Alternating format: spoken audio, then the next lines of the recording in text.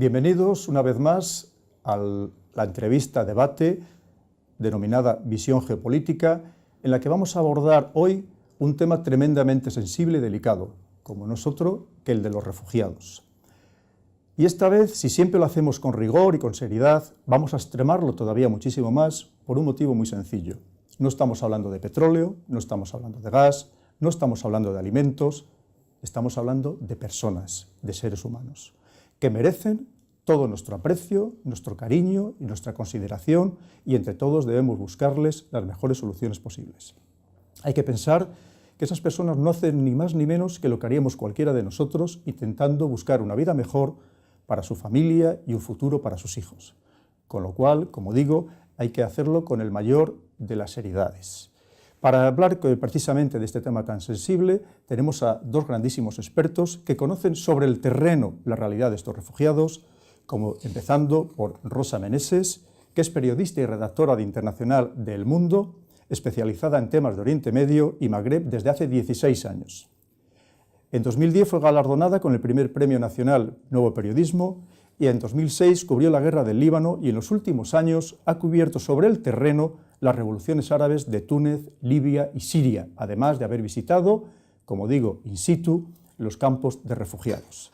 Habla inglés, francés y árabe, lo cual le ha permitido también, con ese dominio del idioma, conocer mucho mejor la realidad de estas personas. Por otro lado, tenemos a Haitham Amirah, que es licenciado por la Universidad Autónoma de Madrid y máster en Estudios Árabes y Ciencias Políticas por la Universidad de Georgetown, en Washington, becado por la Comisión Fulbright. Asimismo, parte de su formación la recibió en la Universidad Libre de Bruselas y en la Universidad de California en Los Ángeles. Actualmente es investigador principal del Real Instituto Elcano y profesor asociado del Instituto Empresa. Se ha especializado en relaciones internacionales, el Islam político y los procesos de transición hacia la democracia en el mundo árabe, región en la que ha residido durante más de 16 años. Por supuesto, lo conoce perfectamente el terreno. Temas sobre los que ha publicado numerosos artículos, coeditado libros y es comentarista habitual en medios de comunicación españoles e internacionales. Como estamos viendo, son personas que saben perfectamente de lo que hablan y más de este tema, como digo, tan sumamente delicado. Rosa, Haitham, bienvenidos y muchísimas gracias. Vamos a comenzar dirigiendo una pregunta a Rosa. ¿Hay alguna explicación de por qué este éxodo se produce precisamente ahora? Es decir, desde hace 4 años había refugiados en distintas partes, o distintos países que bordean Siria. ¿Por qué se produce precisamente ahora? ¿Podemos pensar que ha habido algún interés por parte de algún país extracomunitario? ¿Podemos pensar que quizá Turquía ha reaccionado de esta manera, podríamos decir, en una especie de venganza por no haberle permitido en su momento ingresar en la Unión Europea, un poco resentida por ese proceso? ¿Era porque Turquía ya no podía soportar el número de refugiados que tenía en su territorio? ¿Qué cree usted que puede ser? ¿Cuál puede ser la explicación para que se haya producido precisamente en este momento y no hace 2 años, por ejemplo? Bueno, es que yo creo que el flujo de refugiados nunca ha parado. Siria sigue produciendo refugiados y ahora las circunstancias de la guerra siguen provocando que la gente esté saliendo del país. Más de la mitad de la población de Siria ha tenido que huir de sus hogares por la violencia y son casi 12 millones. De esos 12 millones hay 4 en los países del entorno. ¿Qué ocurre ahora? Que esos países del entorno están demasiado presionados porque no alcanzan a poder ayudar y a poder asistir al gran volumen de refugiados que tienen en sus fronteras, y estos refugiados, como las ayudas no les alcanzan para mantener a sus familias, tienen que buscar otras vías. Entonces, muchos refugiados están saliendo ya de los países del entorno.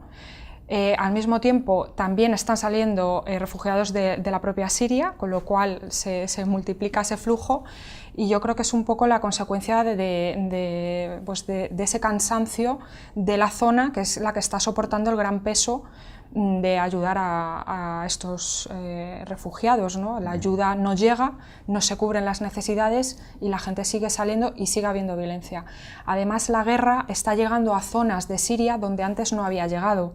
Ya se está acercando hacia la región de Latakia, que es la costa mediterránea, está un poco intentando entrar la guerra a estas zonas, y cuando antes había unas zonas seguras ya no lo son, entonces esta gente está saliendo, con lo cual yo creo que más bien yo lo atribuiría a todas esas causas. Y luego que si los países del entorno están quizá abriendo sus fronteras, es que tampoco, yo creo que ya no pueden más. Ha llegado un momento en que están demasiado presionados, tanto demográficamente como económicamente, para prestar esta asistencia. Muchas gracias, Rosa. Efectivamente, según informes de Naciones Unidas, parece ser que no estaban recibiendo ni el 10% de la ayuda que había solicitado Naciones Unidas para auxiliar a estos refugiados que vivían en unas condiciones pues, realmente penosas. Turquía, un país con 75 millones de habitantes, estaba acogiendo, como ya nos ha indicado Rosa, estaba acogiendo entre 2 y 2,5 millones de refugiados. En Europa, esta Europa unida, teóricamente, con 500 millones de habitantes, 28 países, nos estamos todavía planteando cómo nos vamos a repartir, y todavía sigue habiendo, acá ha habido un principio de acuerdo, sigue habiendo disputas internas sobre cómo nos vamos a repartir 120.000 refugiados. ¿Cree usted que esto es un síntoma más de que esta Europa no está tan unida como parece? ¿De que en realidad estamos dando un espectáculo penoso al resto del mundo, esta Europa que pretendemos exportar esos valores de respeto de los derechos humanos, de la importancia de la vida humana, de los principios y valores democráticos? Como digo, no estamos dando una imagen, quizás no es la mejor al resto del mundo, donde queríamos ser ejemplo, como puede ser en Iberoamérica, como puede ser en parte de Asia, en África. ¿Qué opina usted, Haitham? Bueno, en primer lugar quiero agradecer que se me haya invitado para participar en este debate y presentar algunas de las ideas, de los análisis que hacemos y de los que llevamos siguiendo mucho tiempo, lo que ahora de repente ha llegado a la opinión pública, y es lo que parece que ha chocado a esa conciencia colectiva en la Unión Europea desde casi el verano de 2015. Esto surge porque hay unas condiciones en las cuales Siria se está desangrando. También otros países del entorno, pero el incremento tan grande en el número de refugiados, y la mayoría de los que están llegando a las fronteras europeas son sirios. Siria se desangra y, como ha dicho Rosa, más de la mitad de la población de Siria durante los últimos 4 años y medio se ha visto obligada a abandonar sus hogares, o bien como desplazados internos, 8 millones o más, 4 millones de refugiados fuera del país. Esto equivaldría a 26 millones de españoles viviendo fuera de sus casas, obligados por la guerra en 4 años y medio. Esto nos pone un poco en las dimensiones del drama humano y la catástrofe que se está viviendo en Siria. La Unión Europea dice ser un actor global, dice tener una voluntad de ser un poder pacificador, normativo, y a pesar de ello ha permitido que haya tal desastre y catástrofe humana en su vecindario inmediato. Siria es vecindario inmediato de la Unión Europea. Siria ha sido un país miembro de la Asociación Euromediterránea, del Proceso de Barcelona, un país que está al lado. Permitir que se haya llegado a este extremo, pensando que no iba a tener un coste, es el resultado o de un mal análisis, de un diagnóstico equivocado, o de una ocultación de una realidad por parte de quien tenía que presentar esta realidad a la opinión pública. Me refiero a dirigentes políticos, comunitarios, nacionales, a los que se les estaba presentando durante todos estos años un análisis repetido de que el coste cada vez iba a ser mayor de no provocar y forzar una solución al drama en Siria, y que acabaría llegando a la Unión Europea.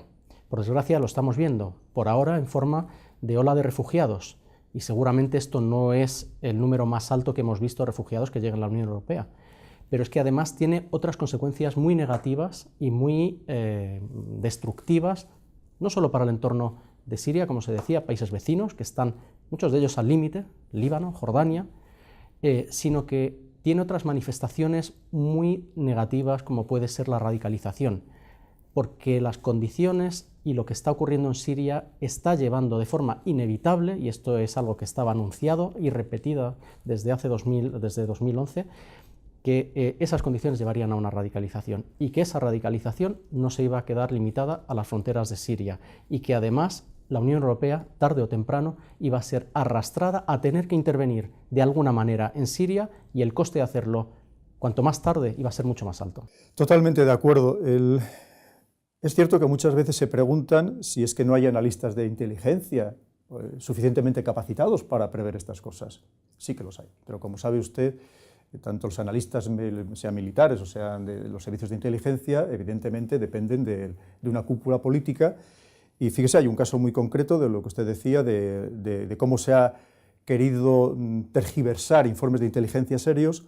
Recientemente, 50 analistas de inteligencia estadounidenses han firmado un manifiesto diciendo cómo se había manipulado la información que ellos estaban dando real sobre la situación del combate que se está llevando contra el Estado Islámico, diciendo, se había manipulado en el sentido de que le habían hecho mucho más favorable de que se estaba acabando con el Estado Islámico. Y efectivamente diciendo que se estaba acabando con el Estado Islámico y que se iba a estabilizar la situación en esos países. Tiene usted toda la razón. Muchísimas gracias. Rosa,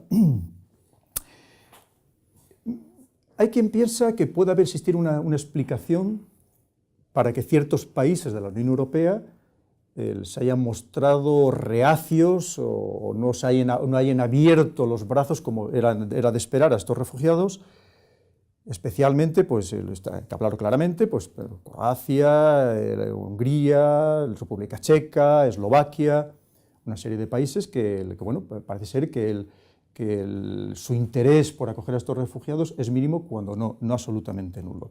Hay quien lo quiere explicar por dos motivos básicamente, una por razones históricas, porque estos países fueron los que en su momento frenaron la expansión del Imperio Otomano, es decir, la expansión del Islam dentro de Europa, y por otro lado porque estos países eran los que, no casualmente, recogían a la menor proporción de población musulmana dentro de sus fronteras, dentro de su territorio. Estamos hablando, así hay países como Austria o Francia, que ya el 6% de la población es musulmana. En estos países, en cambio, estamos hablando pues un 0,5% en Hungría, un 0,2% en la República Checa o un 0,05% en el caso de Eslovaquia. Eso puede ser una explicación, pero ¿usted cree que está justificado las medidas tan severas que se han adoptado e incluso el trato que hemos visto en algunos casos absolutamente inapropiado con seres humanos, con personas, de cómo se les ha tratado en estas fronteras? Claro, yo creo que ese trato no está justificado de ninguna manera. Son seres humanos que necesitan ayuda, son refugiados, en la mayoría no son inmigrantes económicos, son refugiados que huyen de conflictos tan sangrantes como muy bien decía Haitham, como el de Siria. En su mayoría son familias, la mitad de las personas que están saliendo de Siria son niños. Entonces, evidentemente, no está justificado este trato que han hecho, estas imágenes que hemos visto, sobre todo en Hungría, pues bueno, con policías, con militares, tirándoles la comida desde las vallas y bueno, prácticamente como si estuvieran reprimiendo a otro ejército, ¿no? Lo que pasa es que, bueno, lo que se ha dicho ya, estos países ya han aducido varias razones para no querer acoger a estos refugiados y en la cumbre que ha habido ayer en la Unión Europea, en Bruselas, han dicho que ellos tienen razones de soberanía nacional y lo han dicho claramente, que no quieren acoger a musulmanes. Bueno, yo creo que habría que revisar muchas cosas del comportamiento de estos países. Y no sé, la verdad, cómo calificar esta postura, pero creo que la Unión Europea debería garantizar que estos refugiados puedan tener asistencia. Sí, yo creo que, añadiendo lo que dice Rosa, estamos en un mundo donde la imagen es lo que al final causa el impacto emocional primero y luego pues una movilización o una demanda de acciones, de pasos, de decisiones políticas para hacer algo. Por desgracia, Siria ha proporcionado imágenes de destrucción a lo largo de 4 años y medio que no se han visto fuera. y aquellas que se han visto han sido exclusivamente las que se han querido transmitir desde Daesh, el autoproclamado Estado Islámico, que son macabros spots publicitarios de decapitaciones y barbaridades. Eso es una realidad y es un desastre para los sirios y para toda la región y para el mundo. Lo que ocurre es que la mayor parte de las masacres de destrucción, tanto física del país como en vidas, han sido a manos del ejército de Bashar al-Assad y de aquellos grupos, milicias y matones que están del lado de Bashar al-Assad. Eso fuera o no se ha visto o no se ha querido ver. Para llegar a donde estamos de refugiados, de extremismo y demás, ha hecho falta primero una brutalidad en la respuesta por parte del régimen de Bashar al-Assad que inicia todas estas dinámicas negativas y que están llevando a la destrucción de Siria y llevando a Oriente Medio a una situación de extrema. Los refugiados que están llegando a la Unión Europea y a otras partes del mundo, están llegando a todos lados los sirios, uno se los encuentra en los sitios que menos se puede imaginar. Se van porque muchos de ellos ya tienen la muerte garantizada en Siria. Quien carga con sus hijos, bebés, niños, y se juega su vida y la de los hijos, cruzando mares o fronteras donde los van a tratar no como seres humanos, esos no son plagas, no son insectos, son seres humanos desesperados. Lo que también en las imágenes que nos han llegado estos últimos meses, hay, bueno, dos concretamente creo que han calado mucho. La de un niño pequeño de 3 años ahogado en una playa, y bueno, pues ha tenido un impacto muy fuerte. Pero también la imagen, el vídeo de un chaval, creo que de 13 años, sirio, hablando en inglés, como podía expresarse, diciendo que no queremos estar en Europa. Yo no quiero venirme aquí, quiero ir a mi país, parad la guerra en mi país. La clave no es repartirse o racanear unos cuantos miles de refugiados sirios, también de otros países, pero principalmente sirios, en este país europeo, en el otro. La clave es cambiar las condiciones en el terreno para que o algunos puedan volver y sobre todo para que no salgan más. Y esto, la Unión Europea, parece que con lo que está haciendo ahora de reparto de número de refugiados, está reconociendo que ni puede ni quiere hacer nada para cambiar las condiciones sobre el terreno, porque habría que tomar decisiones muy difíciles y todas ellas serían no solamente difíciles, serían duras. Muchísimas gracias. Fíjese, con su comentario, que creo que lo ha matizado usted perfectamente, me da pie a otro comentario por mi parte y a otra pregunta. El comentario es que efectivamente aquí solamente nos hemos centrado en las barbaridades, por supuesto, condenables, execrables, como no puede ser de otra manera, del llamado Estado Islámico. Pero no tenemos prácticamente información, o el público en general no tiene información sobre las barbaridades que están cometiendo las otras partes implicadas en el conflicto, que estamos hablando que al menos hay 20 grupos organizados, a cada cual más bárbaro, cometiendo probablemente exactamente las mismas tropelías. Insisto que la mayor destrucción y muertes y provocando todo este éxodo viene por parte del régimen de Bashar al-Assad y su brutalidad. Es quien tiene aviación militar, es quien lanza barriles bomba a diario desde hace 4 años y medio, es quien lanza misiles Scud contra zonas pobladas.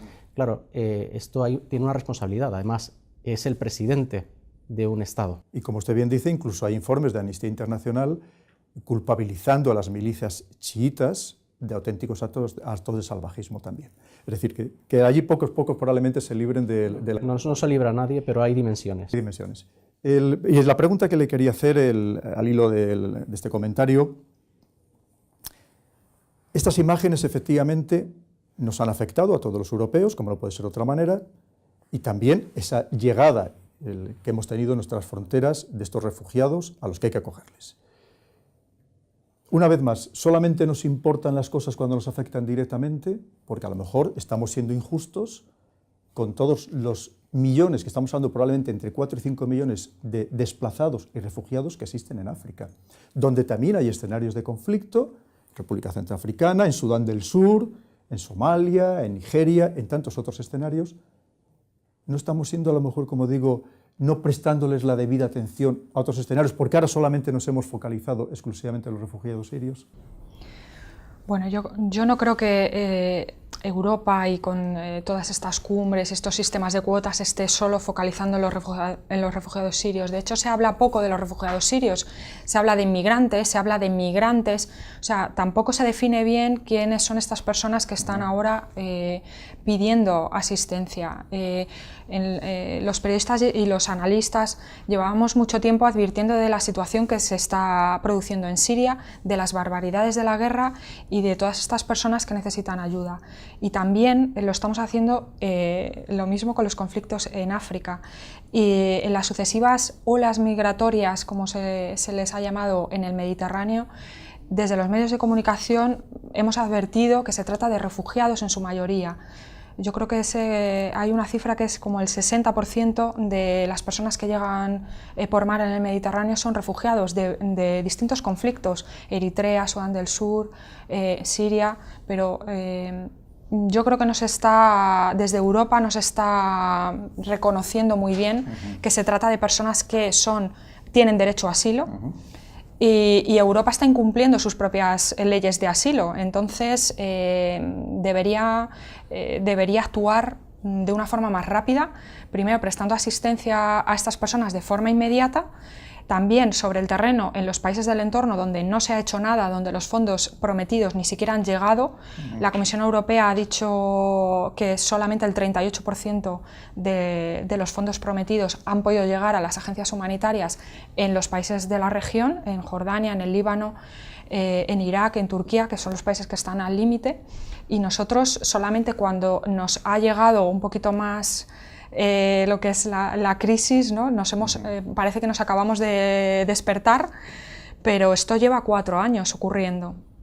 Deberíamos actuar ya de forma inmediata porque no hemos hecho nada y además empezar ya a crear las condiciones para que la crisis y el conflicto en Siria se solucione y estas personas puedan tener un futuro en su país, que es lo que ellos quieren. Ellos no quieren salir de Siria, pero salen porque tienen ya su casa destruida, muchos miembros de su familia han muerto en la guerra y han sido asesinados por las bombas. Cada persona tiene muchos familiares que ha perdido en la guerra y tiene una vida entera que ha perdido en la guerra, entonces deberíamos actuar ya. Estamos perdiendo mucho tiempo y si no lo recuperamos vamos a perder un país como Siria que está totalmente destruido y su futuro está ya comprometido. Así es. Haitham, hay un aspecto del que se procura hablar poco, que es el aspecto económico.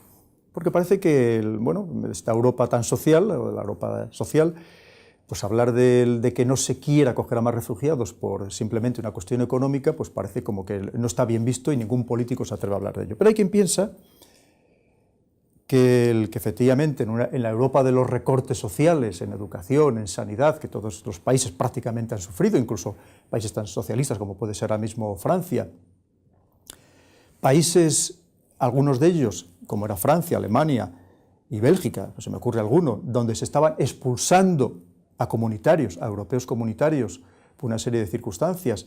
Incluso en Alemania había un plan para expulsar a los europeos de otros países que el pasado un cierto tiempo no demostraran que tenían medios propios de supervivencia o estaban allí, tenían un trabajo o estaban estudiando. Claro, hay quien ve que como que esto no casa, es decir, si no teníamos dinero para mantenernos nosotros mismos, ¿cómo vamos a acoger a alguien? ¿Qué puede haber detrás de esta cuestión económica? Bueno, todo este tema de los refugiados y del contexto que hay ahora mismo en la Unión Europea es delicado porque hay muchos aspectos a tener en cuenta. Son temas que dan para reacciones muy desde las vísceras, en un sentido o en otro.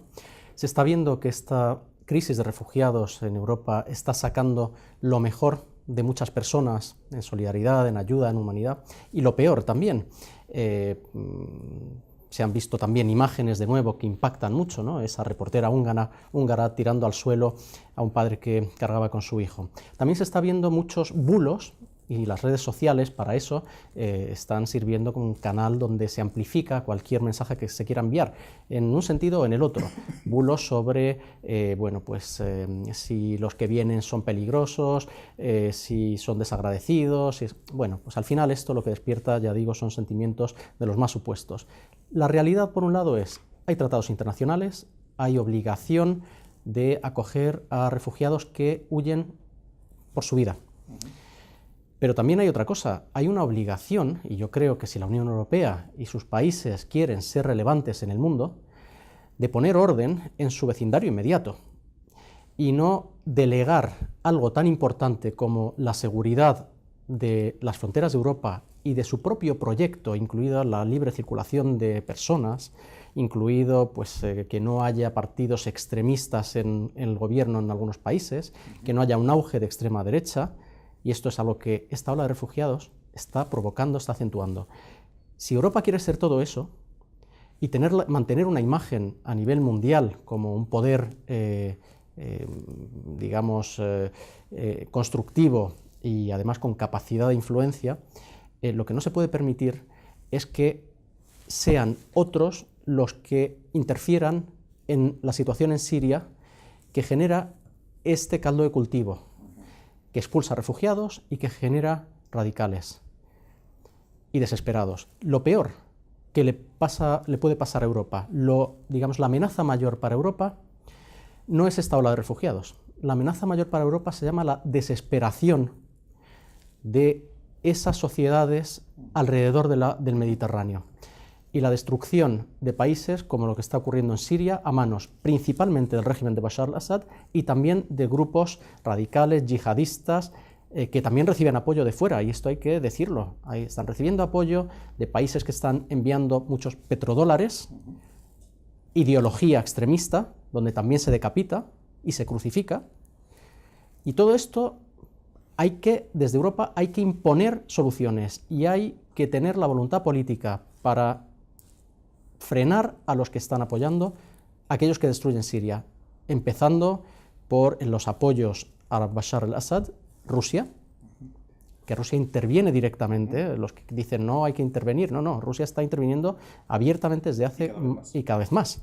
Irán, imprescindible para la supervivencia de Assad, y la guerrilla de Hezbollah de Líbano, pero también a los que están apoyando a los grupos extremistas y radicales, países vecinos que creen que apoyando a los barbudos decapitadores pues pueden avanzar sus intereses. Me refiero a petromonarquías del Golfo, Turquía con un papel que tiene muchos claroscuros, ambiguo en muchos sentidos. Entonces, Europa no tiene el lujo, no se puede permitir el lujo de mirar para otro lado e intentar mostrar que hace algo con cumbres tras cumbres tras cumbres para repartirse pocas decenas de miles de refugiados, porque hoy son 120.000 de lo que se habla, pero ¿qué pasa con todos los millones de sirios que se están quedando sin forma de vida en el país? Bueno, pues esto o permitimos que estalle todo Oriente Medio, que es el siguiente paso, o Europa tiene que hacer algo y de nuevo cortar el apoyo que reciben los bandos que están destruyendo Siria. Y si se habla de negociar con Assad o no negociar con Assad, y de esto llevamos 4 años y medio, el debate es ¿se negocia o no se negocia? Y mientras tanto perdiendo el tiempo precioso, como decía Rosa, para soluciones, para que se frene la destrucción y la muerte en Siria. Bueno, con Assad se está negociando desde hace más de 4 años. Ha habido 3 enviados especiales de Naciones Unidas que se reúnen con su gente cada 2 por 3. A pesar de ello, la destrucción de Siria solamente ha ido a más, y a mucho más. Negociar con Assad mientras se le permite una impunidad total, masacrando a población civil, destruyendo zonas enteras del país, ¿qué negociación puede haber ahí? ¿Se negocia cuando hay voluntad de negociar y de hacer concesiones, o se negocia cuando no hay más remedio que sentarse a negociar? Assad no tiene ninguna de esas dos presiones ahora mismo y sobre todo tiene una sensación de impunidad. Terminaremos abundando con lo que acaba usted de exponer, pero ha dicho una cosa muy interesante. Dice que Europa, por supuesto, estoy totalmente de acuerdo, debe garantizar la estabilidad en la medida de lo posible en su entorno inmediato. Yo me atrevería a decir incluso más, y debe intentar no fomentar la inestabilidad, muchas veces de modo inocente y, digamos, impulsado por terceros, que ellos no van a sufrir estas consecuencias, pero que si nosotros sí que las estamos sufriendo y de un modo, como estamos viendo, dramático. También ha dicho una cosa muy interesante y le paso la pregunta a Rosa. Ha sacado el caso de esta persona siria que con su hijo en brazos está encadillado por una periodista, evidentemente, también las imágenes tienen una gran resonancia mediática. Y en España se le acoge, se le hace entrenador de un equipo de fútbol en Getafe y además pues, se le entrega una vivienda y todos los beneficios sociales, entre otras cosas, agilizando su proceso de legalizar su situación de refugiado. Yo me voy a quedar sobre todo con la lección positiva. La lección positiva para mí es, una vez más, el altruismo y la generosidad que desplegamos permanentemente los españoles por sistema. Es decir, probablemente seamos el país más generoso y más desprendido que exista en el mundo. Eso, y por supuesto, el menos xenófobo y el menos racista con mucha diferencia. Eso hay que decirlo abiertamente porque allí donde hemos estado y con las fuerzas españolas desplegadas, así nos lo ha mostrado todo el resto del mundo. Pero claro, hay quien lo ve también de una manera quizá de que se ha hecho excesiva propaganda y que se ha aprovechado el eco mediático, porque hay quien cree que ha sido algo desproporcionado, es decir, ¿por qué a esa persona sí y a los restos de millones de personas no? ¿Por qué se le va a agilizar ese proceso precisamente y a los demás no? Y sobre todo, que hay quien cree que habrá españoles que se sientan maltratados, es decir, los españoles que les están desahuciando de sus viviendas, los españoles que no tienen empleo y que venga una persona de fuera al que se le da un buen empleo y se le entrega una vivienda. ¿Usted cree, cómo lo ve, Rosa? ¿Usted cree que ese es el ejemplo que debería cundir y que probablemente debamos tender a ello? ¿O por el contrario, efectivamente, ha sido un exceso de efecto propagandístico? Yo creo que deberíamos aprender de este caso y pensar que los refugiados sirios que vienen y que pueden venir a Europa no van a ser una carga en exclusiva. Siria es una sociedad, era antes de la guerra una sociedad muy bien educada, bastante preparada, y yo creo que Europa también debe ver, aparte de la parte económica de la asistencia que efectivamente van a necesitar, pero hay que ver una parte positiva, que es lo que pueden aportar estos refugiados a nuestros países. Son gente preparada, como hemos visto en el caso de Osama, entrenador de fútbol, pero hay gente muchísimo mejor preparada, profesores. Yo he visto en campamentos de refugiados en el Líbano, he visto profesores de matemáticas, he visto médicos, he visto profesores de árabe, he visto profesores de idiomas, gente que habla inglés perfectamente, y son personas que a nosotros nos pueden aportar también mucho, y creo que ese lado está por contar. Creo que esa cara de la crisis de refugiados todavía no se ha visto lo que estas personas pueden aportar a nuestras sociedades, y después es una sociedad muy emprendedora. La sociedad siria, pues ellos son muy emprendedores. Bueno, yo he visto en campamentos de refugiados cómo incluso han montado negocios, han montado ideas de emprendimiento para desarrollar sus capacidades, es decir, que en situaciones muy adversas son capaces pues de salir adelante, y eso es algo que nos pueden enseñar muy bien. Y deberíamos ver este lado e intentar también ver ese lado positivo, además de que son personas que lo que quieren es fomentar su país, desarrollar su país y poder vivir en él. No quieren venir aquí a quitarnos nuestras casas ni nuestro trabajo, sino que quieren un momento de tregua, un sitio donde poder traer a sus hijos para que no sean bombardeados, y después poder, yo creo que efectivamente hay que abundar a que se creen condiciones para que acabe este conflicto y todas estas personas puedan ponerse a construir esa sociedad que de nuevo tienen que reconstruir. Aquí hay que pensar, si me permite, hay que pensar también a largo plazo, porque está la inmediatez de la noticia, de la imagen, del impacto, también de la situación de necesidades que se pasan en nuestras sociedades europeas y que lleva una reacción en caliente, una reacción rápida, además sin conocer bien de dónde sale esto. O sea, de repente parece como que es algo que estos refugiados, pues antes no nos habíamos enterado y ahora este verano 2015 es cuando todo estalla. No, hay que conocer de dónde se viene y luego pensar en largo plazo. Rosa decía que esto también es una inversión en sociedades envejecidas, la española con una media de edad cercana a los 42 años, la alemana con una media de edad superior a 45 años, que curiosamente es el país cuyo gobierno, para nada un gobierno blando, está haciendo un esfuerzo para acoger un número importante, muy importante de sirios. Ahí también hay una especie de un interés económico. Quien sale huyendo de las condiciones de guerra y destrucción, jugándose su vida a la de sus hijos pequeños, esos son luchadores. Esos no son parásitos en su sociedad y seguramente lo más probable es que la mayoría absoluta de ellos tampoco lo serán en las sociedades de acogida. Quieren salir adelante. Además tiene también otro valor, no solamente el económico y lo que implica también en las sociedades receptoras. Tiene un valor pensando en el futuro. En algún momento tendrá que acabar la guerra en Siria y la destrucción del país. En algún momento habrá condiciones para reconstruir aquello que se está dejando destrozado y aplanado, ¿no? Entonces, también estas personas que han podido establecerse con sus contactos, con una vida profesional en países de acogida en Europa, también tendrán un papel importante en ese futuro cuando haya que reconstruir el desastre que se está dejando no solamente en Siria. Hablan árabe, se pueden mover por otros países del entorno. También estoy pensando a la hora de hacer reconstrucción, de hacer desarrollo en estos países en el futuro, de transferencia de conocimiento, de inversiones, de comercio. Al final, bueno, pues cuando hay más comercio es mucho mejor, porque significa que hay condiciones de prosperidad y de estabilidad y desarrollo. También hay que pensar en eso de cara al futuro. Efectivamente, ha dicho usted algo muy importante. En el caso de Hungría, por ejemplo, es el país con menor índice de natalidad de Europa. Curiosamente, la llegada de inmigrantes, sean refugiados o como les queramos denominar, o del tipo que sean, le beneficiaría enormemente a Hungría. Es decir, no sería un lastre para el país, hasta un cierto número, por lo menos, determinado.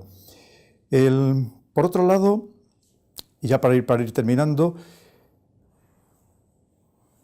el comportamiento de los países árabes ricos ha sido tibio, cuando no decir inexistente, ¿verdad?, a la hora de recoger a los que serían sus correligionarios. Curiosamente, por las noticias que tengo, lo único que ha propuesto Arabia Saudí es a Alemania que financiarle la construcción de 200 mezquitas para el refugio espiritual de los refugiados.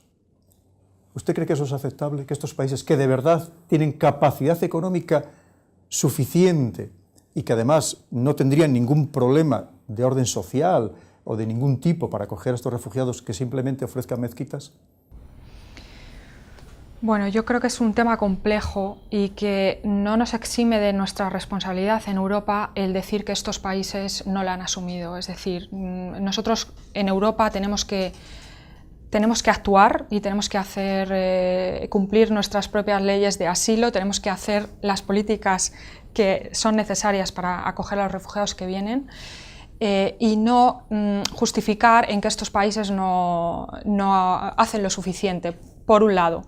Por otro lado, es cierto que estos países son los que menos flujo de refugiados de la guerra han recibido de la región, porque toda la carga la está teniendo el Líbano. Por ejemplo, el Líbano es el país que más refugiados per cápita tiene, son el 25% de la población. Y bueno, Jordania, Turquía y Irak, Egipto en menor medida, pero estos son los países que llevan el peso. Los países del Golfo lo que han hecho es dar donaciones a las agencias de Naciones Unidas, y en concreto hay alguno de ellos que es, por ejemplo, en Kuwait, es el tercer donante de las agencias. Entonces, bueno, ellos han cumplido por ese lado, más o menos, ya han hecho más que otros países, ¿no? Pero es verdad que igual en sus tierras podrían acoger a más gente de la que están acogiendo. Lo que pasa es que hay que tener en cuenta que muchos de estos países no son democracias. Estamos hablando de Arabia Saudí, un país que no es democrático, entonces, bueno, muchos refugiados ni siquiera quieren ir a estos países, o sea, que es que ni siquiera ni se plantean esa opción. Nosotros desde aquí los vemos como que sería más fácil para ellos acogerles porque tienen más afinidad. Bueno, yo creo que entre un sirio y un saudí tampoco hay muchas afinidades culturales, históricas, en fin, son sociedades muy diferentes. Luego también ellos tienen sus propios problemas que son, pues que bueno, las propiedades, las poblaciones autóctonas son minoría en sus propios países y tienen una mayoría de población inmigrante, que son la mano de obra, que son la población que levanta la economía de esos países. Entonces, bueno, hay quizá técnicamente hay muchos problemas para... Luego las leyes de refugio, asilo, pues en estos países no son igual que nosotros los europeos, vamos bastante más avanzado en todo este tipo de... Sí, además, abundo un poco en lo que antes ha dicho también usted, que además la gente que viene efectivamente se podía considerar clase media y clase alta dentro de Siria, entre otras cosas porque el viaje les cuesta dinero y les cuesta mucho dinero. Es decir, no cualquiera tampoco puede venir, y efectivamente yo coincido con usted, según todos los informes que hay ahora mismo de las ONGs que se dedican al tema de los refugiados, que en general es gente muy bien formada, muy bien preparada y que además creen que obviamente vienen aquí porque pueden tener un futuro, no es personas que vengan, que sean ignorantes. De todas formas, también lo que quería añadir es que hay muchos sirios, no sé exactamente el porcentaje, pero hay un gran porcentaje de sirios que antes de la guerra ya trabajaban en los países del Golfo, es decir, que ellos están a su vez con esos trabajos que conservan en Kuwait, en otros países, en Qatar, etcétera, donde ya había mucha población siria libanesa, palestina, es la población pues más preparada que trabaja en estos países en cargos pues medios altos. Entonces estos trabajadores son los que están sosteniendo a sus familias en Siria, que probablemente son los que le mandan dinero para que puedan salir del país o bien para que vivan en otros países, en Turquía, etcétera. O sea que en realidad se habla de los países del Golfo, pero bueno, hay que entender también que hay una realidad ahí. Y por ejemplo en Kuwait yo creo que la población siria es bastante numerosa, creo que eran unos 600.000 trabajadores, en fin, que hay bastante población ya allí. Y aquí hay que tener en cuenta también que sobre todo, bueno, todos los países de la región, casi todos, de Oriente Medio, el objetivo último de sus regímenes políticos es la supervivencia. No son democracias, la mayoría absoluta, y muchos de ellos pues, están gobernados por grupos muy, muy pequeños, bien sea familias, gobernantes o incluso grupos sectarios. Y esto implica que no van a querer cambiar la composición de su población. También es cierto que esos refugiados que salen, sobre todo de Siria, ven que en Europa se les va a respetar como seres humanos, aunque tengan que pasar por todo tipo de humillaciones en las fronteras y demás, pero cuando lleguen piensan que van a tener una vida como seres humanos. Posiblemente piensen que en otros países de la región no van a tener esa vida. Pero el tema de que Arabia Saudí haya ofrecido, según informaciones de prensa, construir centenares de mezquitas en Alemania y demás, también es parte de esa supervivencia del régimen, como una estrategia, porque no son mezquitas sin más, son mezquitas wahabistas, rigoristas de un islam puritano, que es el islam oficial de Arabia Saudí, intentar adoctrinar a esa nueva población que llega, algunos de ellos pues seguramente con traumas y con necesidad de un apoyo espiritual, absoluta mayoría de ellos sin ningún contacto con el wahabismo, hay que decirlo, pero claro, están intentando pescar en este río revuelto, y esto es lo que desde Europa no se debe permitir bajo ningún concepto, por muchos intereses económicos que haya con Arabia Saudí. La última pregunta ya para los dos, muy breve, por favor. En Siria, si todos los conflictos son multifacéticos, ahí se dan todas las posibilidades habidas y por haber. Es una guerra civil, es un conflicto ideológico, es un conflicto religioso, es un conflicto económico, es un conflicto geopolítico regional y es un conflicto geopolítico mundial. Porque hay también, como antes ha apuntado usted, hay intereses de Estados Unidos y de Rusia enfrentados y que además tienen reflejos en otros escenarios, como es el caso también de Ucrania. Ahora mismo la posibilidad que se está barajando es probablemente, aunque sea nada más a corto plazo, mantener al Assad en el poder como mal menor. Pues hay muchas voces europeas, de líderes europeos, actuales o que han tenido los puestos más importantes dentro de la Unión Europea, que dicen que sería la solución, el mal menor, por lo menos para frenar la situación que tenemos actualmente, el éxodo de refugiados y la situación, el desastre humanitario y los civiles que todos los días lamentablemente están muriendo en este país. ¿Ustedes creen también que al-Assad es la solución? ¿Al-Assad sí o al-Assad no? ¿Corto plazo, medio plazo? ¿Cómo lo ven ustedes? Muy brevemente, por favor, Rosa. Bueno, yo es que creo que Bashar Assad es parte del problema. O sea, la guerra en Siria se ha recrudecido porque este régimen ha empleado una represión brutal, recurrió a las armas contra manifestaciones pacíficas y efectivamente él es muy responsable de lo que está ocurriendo.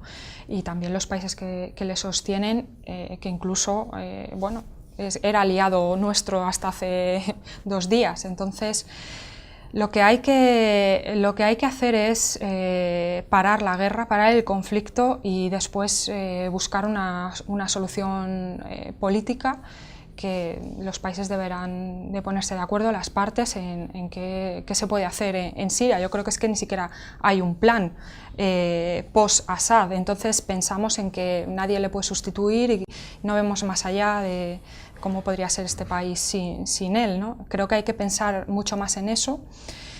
Y bueno, después yo me quedo también con lo que ha dicho hace unos días Carla Del Ponte, que ahora forma parte de una comisión de la ONU que está investigando los abusos contra los derechos humanos y los crímenes contra la humanidad que se está cometiendo tanto por parte del régimen como por otras milicias, pero sobre todo por la parte del régimen.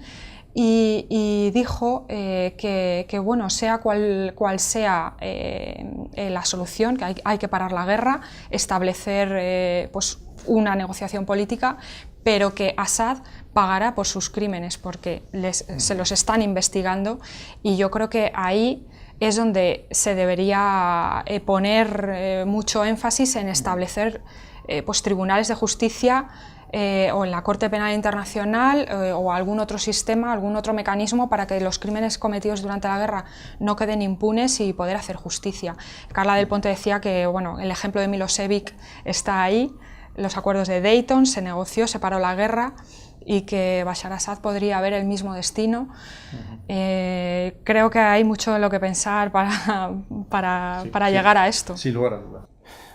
Bueno, yo creo que es una falsa dicotomía en la que llevamos perdiendo el tiempo 4 años y medio. Assad sí, Assad no, Assad sí, Daesh no, Daesh sí, Assad no. Claro, esto es una falsa dicotomía. Assad es un bombero pirómano. Los bomberos pirómanos no acaban de apagar los fuegos porque se quieren hacer imprescindibles para que se recurra a sus servicios. Primero inicia el incendio y luego dice yo lo puedo controlar porque soy el mal menor frente a esos bárbaros y salvajes. También hay que ver que él contribuyó a que esos bárbaros y salvajes estén haciendo lo que están haciendo, liberando a yihadistas en las cárceles del régimen sirio, comprando petróleo a grupos yihadistas que tenían pozos en el norte del país. Todo esto, al final, lo que hay que hacer es apretar por los dos lados, no por uno para favorecer a otro. Assad no puede estar en una transición que imponga una solución a la guerra en Siria. No puede estar, para empezar, porque ha declarado enemigo a su pueblo, a una parte importante de su pueblo. Lo que sí hay que hacer es, por un lado, evitar que el régimen sienta la impunidad para bombardear desde el aire, esto es lo primero, zonas pobladas, que eso es lo que genera refugiados también.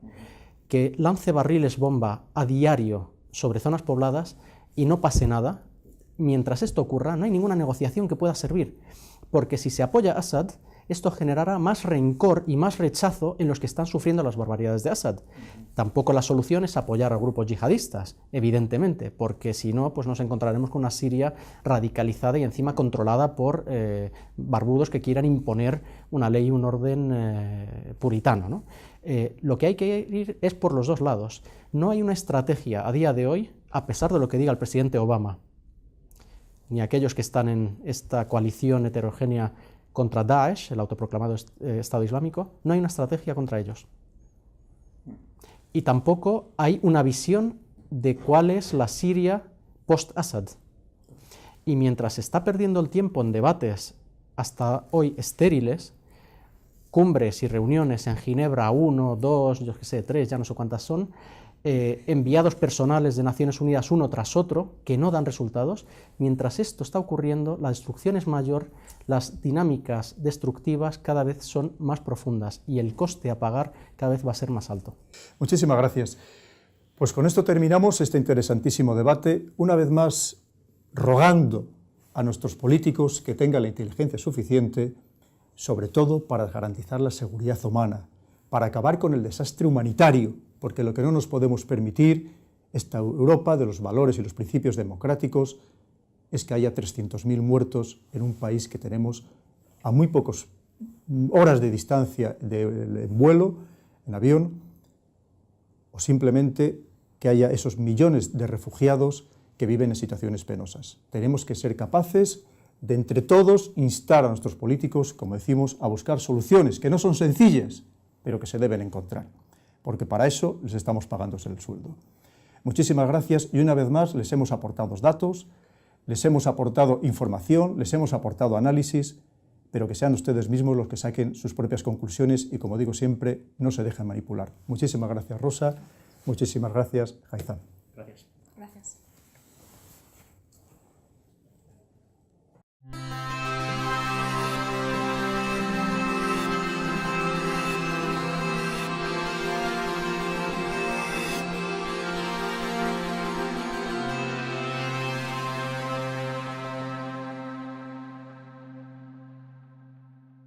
Países del entorno, al mismo tiempo también están saliendo refugiados de la propia Siria, con lo cual se multiplica ese flujo, y yo creo que es un poco la consecuencia de ese cansancio de la zona, que es la que está soportando el gran peso de ayudar a estos refugiados, ¿no? La ayuda no llega, no se cubren las necesidades y la gente sigue saliendo y sigue habiendo violencia.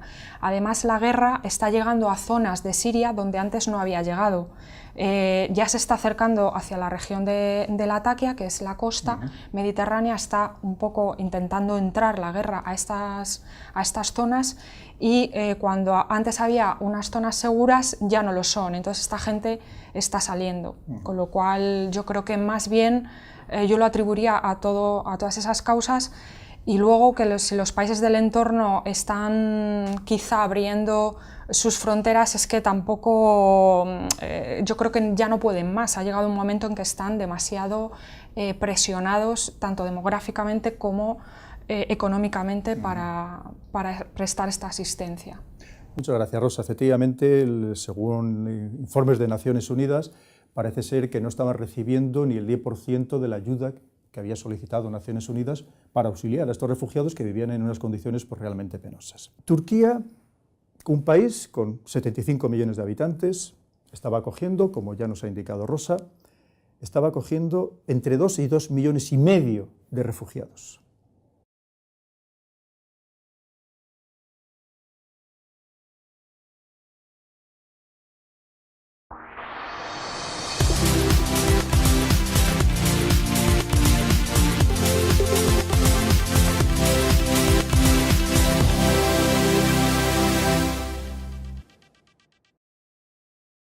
Bienvenidos una vez más a la entrevista debate denominada Visión Geopolítica, en la que vamos a abordar hoy un tema tremendamente sensible y delicado, como no es otro que el de los refugiados. Y esta vez, si siempre lo hacemos con rigor y con seriedad, vamos a extremarlo todavía muchísimo más por un motivo muy sencillo. No estamos hablando de petróleo, no estamos hablando de gas, no estamos hablando de alimentos, estamos hablando de personas, de seres humanos, que merecen todo nuestro aprecio, nuestro cariño y nuestra consideración, y entre todos debemos buscarles las mejores soluciones posibles. Hay que pensar que esas personas no hacen ni más ni menos que lo que haríamos cualquiera de nosotros, intentando buscar una vida mejor para su familia y un futuro para sus hijos. Con lo cual, como digo, hay que hacerlo con el mayor de las seriedades. Para hablar precisamente de este tema tan sensible, tenemos a dos grandísimos expertos que conocen sobre el terreno la realidad de estos refugiados, como empezando por Rosa Meneses, que es periodista y redactora de Internacional de El Mundo, especializada en temas de Oriente Medio y Magreb desde hace 16 años. En 2010 fue galardonada con el primer Premio Nacional Nuevo Periodismo, y en Europa, esta Europa unida, teóricamente, con 500 millones de habitantes, 28 países, nos estamos todavía planteando cómo nos vamos a repartir, y todavía sigue habiendo, ha habido un principio de acuerdo, sigue habiendo disputas internas sobre cómo nos vamos a repartir 120.000 refugiados. ¿Cree usted que esto es un síntoma más de que esta Europa no está tan unida como parece? de que en realidad estamos dando un espectáculo penoso al resto del mundo, esta Europa que pretendemos exportar esos valores de respeto de los derechos humanos, de la importancia de la vida humana, de los principios y valores democráticos. Como digo, no estamos dando una imagen, quizás no es la mejor al resto del mundo, donde queríamos ser ejemplo, como puede ser en Iberoamérica, como puede ser en parte de Asia, en África. ¿Qué opina usted, Haitham? Bueno, en primer lugar quiero agradecer que se me haya invitado para participar en este debate y presentar algunas de las ideas, de los análisis que hacemos y de los que llevamos siguiendo mucho tiempo, lo que ahora de repente ha llegado a la opinión pública y es lo que parece que ha chocado a esa conciencia colectiva en la Unión Europea desde casi el verano de 2015. Esto surge porque hay unas condiciones en las cuales Siria se está desangrando. También otros países del entorno, pero el incremento tan grande en el número de refugiados y la mayoría de los que están llegando a las fronteras europeas son sirios. Siria se desangra y, como ha dicho Rosa... En 2006 cubrió la guerra del Líbano y en los últimos años ha cubierto sobre el terreno las revoluciones árabes de Túnez, Libia y Siria, además de haber visitado, como digo, in situ, los campos de refugiados. Habla inglés, francés y árabe, lo cual le ha permitido también, con ese dominio del idioma, conocer mucho mejor la realidad de estas personas. Por otro lado, tenemos a Haitham Amirah, que es licenciado por la Universidad Autónoma de Madrid y máster en Estudios Árabes y Ciencias Políticas por la Universidad de Georgetown, en Washington, becado por la Comisión Fulbright. Asimismo, parte de su formación la recibió en la Universidad Libre de Bruselas y la Universidad de California en Los Ángeles. Actualmente es investigador principal del Real Instituto Elcano y profesor asociado del Instituto Empresa. Se ha especializado en relaciones internacionales, el Islam político y los procesos de transición hacia la democracia en el mundo árabe, región en la que ha residido durante más de 16 años. Por supuesto, lo conoce perfectamente el terreno. Temas sobre los que ha publicado numerosos artículos, coeditado libros y es comentarista habitual en medios de comunicación españoles e internacionales. Como estamos viendo, son personas que saben perfectamente de lo que hablan y más de este tema, como digo, tan sumamente delicado. Rosa, Haitham, bienvenidos y muchísimas gracias. Vamos a comenzar dirigiendo una pregunta a Rosa. ¿Hay alguna explicación de por qué este éxodo se produce precisamente ahora? Es decir, desde hace 4 años había refugiados en distintas partes, en distintos países que bordean Siria. ¿Por qué se produce precisamente ahora? ¿Podemos pensar que ha habido algún interés por parte de algún país extracomunitario? ¿Podemos pensar que quizá Turquía ha reaccionado de esta manera, podríamos decir, en una especie de venganza por no haberle permitido en su momento ingresar en la Unión Europea, un poco resentida por ese proceso?